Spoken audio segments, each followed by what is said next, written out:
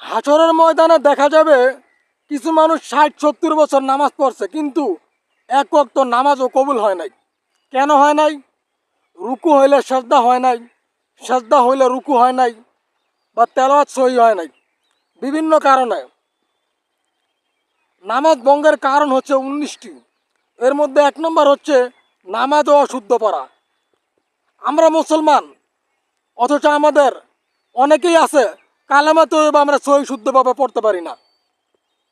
তেলাওয়াতের কথা পরে আসি, কোরআন তেলাওয়াতের কথা পরে আসি। অনেকে কালেমা তৈয়ব বা সহি শুদ্ধভাবে পড়তে পারে না, কালেমা শাহাদাত সহি শুদ্ধভাবে পড়তে পারে না, কোরআনের তেলাওয়াত সহি নাই।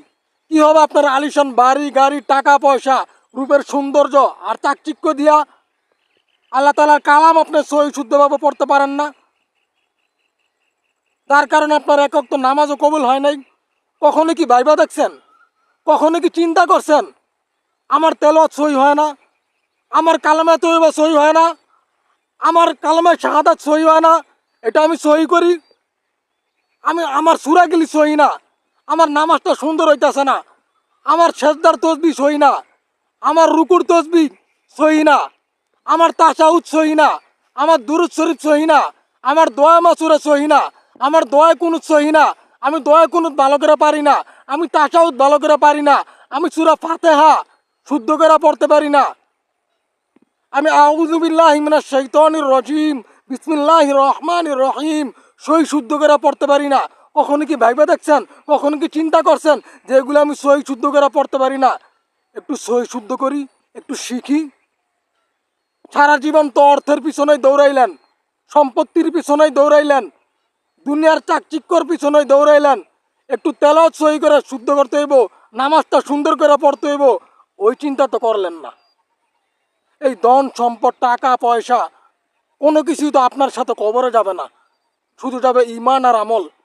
তাই চেষ্টা করেন, অনেকেরই তেলাওয়াত সহি না, 60-70 বছর মানুষ নামাজ পড়ব, একটা নামাজও কবুল হইব না। কথাটা কি সহজ মনে করতেছেন? কত বড় একটা কথা। এই জন্য তেলাওয়াত সহি করেন, যার যার তেলাওয়াত সহি না, তাশাহুদ সহি না, দুরূদ শরীফ সহি না, দোয়া মাসুরা সহি না, দোয়া কুনুত সহি না, এগুলো সহি শুদ্ধ করেন। রমজান মাস, এই রমজান মাসে যদি মনটা নরম আছে, শয়তানকে আল্লাহ তাআলা শিকল দ্বারা বন্দি করে রাখছে, এই সময় যদি কোরআন তেলাওয়াত সহি করতে না পারেন, নামাজটা সহি শুদ্ধ করে পড়ার মতো শিখার চেষ্টা না করেন, না শিখেন, কবে আর শিখবেন ভাই? প্রতিদিন কেউ না কেউ দুনিয়া থেকে বিদায় নিতেছে। আমি আপনিও তো দুনিয়া থেকে বিদায় নিতে পারি। আজকে ইফতারও তো আমি আপনার নাও করতে পারি, ইফতারের আগেও তো আমার আপনার দুনিয়া থেকে বিদায় নিতে হইতে পারে। তাই সহি শুদ্ধ করেন, নামাজকে সহি শুদ্ধ করেন,